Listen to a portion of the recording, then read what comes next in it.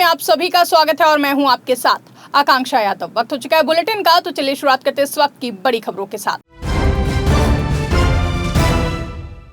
उन्नाव में बिजली संकट से परेशान ग्रामीणों का गुस्सा आखिरकार फूट पड़ा। सैकड़ों की संख्या में ग्रामीणों ने डीएम आवास पहुंचकर जिला प्रशासन और बिजली विभाग के खिलाफ जमकर नारेबाजी की, जहां ग्रामीण पिछले 15 दिनों से बिजली समस्या से जूझ रहे थे। आपको बता दें कि मामला सदर विधानसभा क्षेत्र के ग्राम राजेपुर पतारी का है, जहां पर ग्रामीणों का आरोप है कि पिछले कई दिनों से बिजली व्यवस्था पूरी तरीके से ठप पड़ी हुई है। भीषण गर्मी के बीच लगातार बिजली कटौती और खराब व्यवस्था से लोगों का जनजीवन प्रभावित हो गया है। ग्रामीणों ने बिजली विभाग पर लापरवाही और कामचोरी का आरोप लगाते हुए कहा है कि कई बार शिकायत करने के बावजूद कोई भी सुनवाई नहीं हुई है। लोगों का कहना है कि बिजली तारों में आग लगने जैसी घटनाओं के दौरान भी जिम्मेदार अधिकारी के फोन नहीं उठते हैं। गुस्साए ग्रामीण डीएम आवास पहुंच गए और जिला प्रशासन के खिलाफ नारेबाजी करते हुए प्रदर्शन करना शुरू कर दिया, जहां सूचना मिलने पर सदर एसडीएम क्षितिज द्विवेदी मौके पर पहुंचे और ग्रामीणों की समस्याएं सुनी, जहां एसडीएम द्वारा जल्द समाधान का आश्वासन दिए जाने के बाद ग्रामीण शांत हुए। फिलहाल प्रशासन बिजली व्यवस्था बहाल करने की बात कर रहा है। अगली खबर मिर्जापुर से है, जहां मिर्जापुर के लालगंज थाना क्षेत्र में घरेलू विवाद के बाद एक युवक द्वारा फांसी लगाकर आत्महत्या करने का मामला सामने आया है। घटना के बाद परिवार में कोहराम मच गया है, जबकि पुलिस मामले की जांच में जुटी हुई है। मामला लालगंज थाना क्षेत्र के दुबार कला चौकी अंतर्गत गड़बड़ कला गाँव का है। यहाँ 28 वर्षीय दिनेश कोल ने बीती देर रात अपने कच्चे मकान में बांस के सहारे गमछे से फंदा लगाकर आत्महत्या कर ली। परिजनों के मुताबिक देर रात पति पत्नी के बीच में किसी बात को लेकर के विवाद हुआ था। इसके बाद युवक ने ये कदम उठा लिया। जब परिजनों को घटना की जानकारी हुई तो आनन फानन में युवक को फंदे से नीचे उतारा गया, लेकिन तब तक उसकी मौत हो चुकी थी। सूचना मिलने पर पुलिस मौके पर पहुंची और शव को कब्जे में लेकर पोस्टमार्टम के लिए भेज दिया गया है। वहीं पुलिस पूरे मामले की जांच पड़ताल में जुटी हुई है और चौकी प्रभारी कुंवर मनोज कुमार सिंह ने बताया है कि युवक के शव को कब्जे में लेकर अग्रिम विधिक कार्रवाई की जा रही है। मिर्जापुर में लेखपाल भर्ती परीक्षा शांतिपूर्ण और नकल विहीन तरीके से संपन्न कराने के लिए जिला प्रशासन पूरी तरीके से अलर्ट नजर पर है। आपको बता दें कि जिलाधिकारी और अपर जिलाधिकारी ने परीक्षा केंद्रों का निरीक्षण कर व्यवस्थाओं का जायजा लिया है। वहीं जिलाधिकारी पवन कुमार गंगवार एवं अपर जिलाधिकारी अजय कुमार सिंह ने गुरुवार को BLJ इंटर कॉलेज और माता प्रसाद माता भीख इंटर कॉलेज परीक्षा केंद्रों का निरीक्षण किया। निरीक्षण के दौरान अधिकारियों ने परीक्षा कक्षों, CCTV कैमरों, प्रवेश प्रक्रिया और सुरक्षा व्यवस्थाओं का बारीकी से जायजा लिया। जिलाधिकारी ने केंद्र व्यवस्थापकों को स्पष्ट निर्देश दिए कि परीक्षा की पारदर्शिता बनाए रखने में किसी भी प्रकार की लापरवाही न बरती जाए। परीक्षा केंद्रों पर पर्याप्त पुलिस बल तैनात किया गया था, जहां परीक्षार्थियों को सघन जांच के बाद ही परीक्षा केंद्र में प्रवेश दिया गया।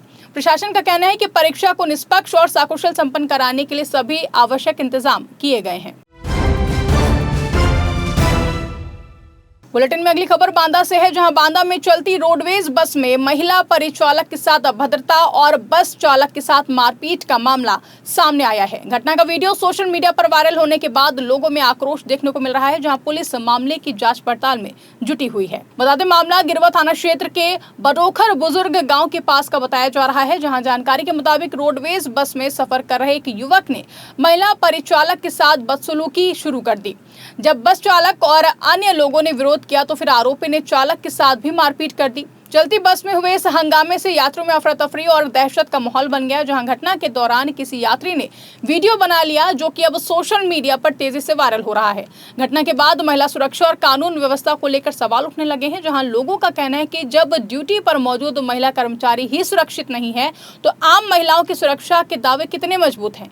फिलहाल पुलिस वायरल वीडियो के आधार पर आरोपी की पहचान कर कार्रवाई की बात कह रही है और पूरे मामले की जाँच लगातार जारी है। यूपी का बुंदेलखंड क्षेत्र इन दिनों भीषण गर्मी की चपेट में है और बांदा लगातार देश के सबसे गर्म जिलों में दर्ज किया जा रहा है। तापमान 48 से 49 डिग्री सेल्सियस तक पहुंचने के बाद जिला प्रशासन पूरी तरीके से अलर्ट मोड में नजर आ रहा है। लोगों को राहत देने के लिए शहर भर में कूलिंग पॉइंट बनाए गए हैं। वहीं समाज सेवियों ने भीषण गर्मी और पर्यावरणीय संकट को लेकर प्रदर्शन किया है। बांदा में हर साल गर्मी लोगों को परेशान करती है, लेकिन इस बार लगातार मई महीने में ही तापमान रिकॉर्ड स्तर पर पहुंच गया है। अप्रैल में भी बांदा देश के सबसे गर्म जिलों में शामिल रहा था। फिलहाल लगातार बढ़ते तापमान ने जनजीवन प्रभावित कर दिया है। भीषण गर्मी को देखते हुए जिला प्रशासन ने शहर के प्रमुख चौराहों पर कूलिंग पॉइंट शुरू किए हैं, जहां राहगीरों को ठंडा पानी, पेठा और कूलर की हवा से राहत दी जा रही है। जिलाधिकारी अमित आसेरी ने पूरे प्रशासनिक अमले को अलर्ट पर रखा है। वहीं दूसरी तरफ बुंदेलखंड इंसाफ सेना के कार्यकर्ताओं ने मुंह में ऑक्सीजन मास्क और हाथ में पीपल का पौधा लेकर प्रदर्शन किया है। प्रदर्शनकारियों का आरोप है कि अवैध खनन और पेड़ों की कटान के चलते बांदा में हालात बद से बदतर हुए हैं। इससे हमने पूरे भारत में हम लोग ज़्यादा टेम्परेचर झेल रहे हैं, हीट वेव झेल रहे हैं, रोज चेतावनी आ रही है। तो जिलाधिकारी के माध्यम से हम लोग अवगत कराए हैं कि हमारे यहाँ पेड़ बरसात जो लगाता है उसको संरक्षित करें, उसको बचाए, सिर्फ लगाए नहीं। ऐसा होता है कि सिर्फ हम पेड़ को लगाते हैं, दिखाने में करोड़ों का बजट निकलता है, लेकिन अगले साल फिर उसी जगह पर करोड़ों के पेड़ लगते हैं। तो हमने डीएम साहब से अनुरोध किया है और उन्होंने स्वीकार भी किया है कि हम 5-5 डीएम साहब ने कहा कि पाइप बना रहे हैं 5-5 हेक्टेयर के, उसमें सब में पेड़ लगाएंगे। और अवैध खनन की बात हुई, क्योंकि आजकल हमने डीएम साहब से कहा कि साहब आप चलिए, मैं भी चलता हूँ, किसी भी खदान में आप सभी लोग जाकर कोऑर्डिनेट से बाहर खोद रहे हैं कि खदानों में माल ही नहीं है, सब कगारे खोद रहे हैं, उसको पर्यावरण को बर्बाद कर रहे हैं, उसकी नदी की जो मुख्य धारा उसको प्रभावित कर रहे हैं और जो उसका भौगोलिक स्थिति है उसको। बांदा में गर्मी के क्या हालात है, क्या समस्या हो रही है? रोज हीट वेव का सूचना आ रही है, सतर्कता आ रही है, रोज आ रहा है। खनन पर खनिज विभाग का क्या रोल है? खनिज विभाग देखिए सब मिली भगत से कर रहे हैं। सरकार को चाहिए राजस्व, में व्यवहारिक बात करूं, राजस्व चाहिए। आप चलिए, आप भी सब जानते हैं, आपको सब पता है, मुझे भी पता है, अधिकारी को पता है, नेताओं को, अभिनेताओं को, सबको पता है कि खनिज में यहाँ पर हमारी नदियों में माल नहीं बचा है कोऑर्डिनेटरों में। तो जो कगारों में है, जो हमारी भूगर्भा में अंदर छिपा हुआ माल है, उसको 10-10, 20-20 फीट मिट्टी हटा के जो हमारा उसको जल संचरण का काम करता है, उसको खोद के लोग निकाल रहे हैं और सब मिली भगत है। 10 करोड़ का माल निकालने के बाद 1 करोड़ की, 10 लाख की, 20 लाख की वो जुर्माना बोल देते सिर्फ दिखाने के लिए। प्रदर्शनकारियों ने फॉरेस्ट विभाग पर कागजों में वृक्षारोपण दिखाने का आरोप लगाते हुए कार्रवाई की मांग की है। साथ ही नदियों में हो रहे अवैध खनन को तत्काल रोकने की भी मांग की है। और इधर जिला प्रशासन ग्रामीण क्षेत्रों में ORS पैकेट्स का वितरण और जल आपूर्ति व्यवस्था बनाए रखने में जुटा हुआ है। हालांकि भीषण गर्मी के चलते लोगों को काफी ज्यादा दिक्कतों का सामना करना पड़ रहा है, लेकिन कूलिंग पॉइंट लोगों को कुछ समय के लिए राहत जरूर दे रहे हैं।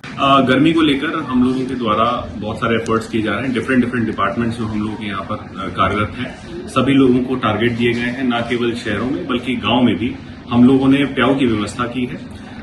नगर पालिका के द्वारा जो 300 मीटर या 400 मीटर पर कुछ जगह पर प्याऊ लगाने चाहिए, वो हम लोगों ने उनको निर्देशित किया गया है।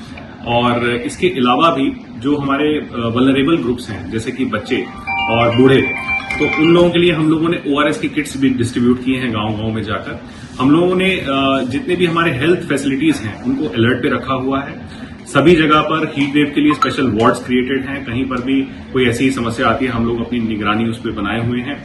इसके अलावा हमारे यहाँ पर जितने भी जलापूर्ति के लिए टैंकर्स हैं उनको मरम्मत करा लिया गया है। हैंडपंप्स हैं उनकी रिबोरिंग करवा दी गई है। और जितने भी हमारे विद्युत केंद्र हैं उन सबको हमने अलर्ट पे रखा है। कहीं पर भी कोई समस्या आती है तो निर्बाध एनर्जी, इलेक्ट्रिसिटी सबको मिले, ये हम लोग इंश्योर कर रहे हैं। इसके अलावा हम लोग पब्लिक को भी गाइड कर रहे हैं और उनसे रिक्वेस्ट कर रहे हैं कि जो ये 11 बजे से लेकर 4 बजे का जो टाइम है, इसमें बिना वजह ना निकलें और बहुत ही अति आवश्यक हो तो लाइट कलर के कपड़े पहन के जरूर निकलें। और कहीं पर भी आपको लगे तो पानी और तरल पदार्थ जो है उनका सेवन करते रहें और प्यास लगे या ना लगे पानी जरूर पीते रहें, डिहाइड्रेट ना हो।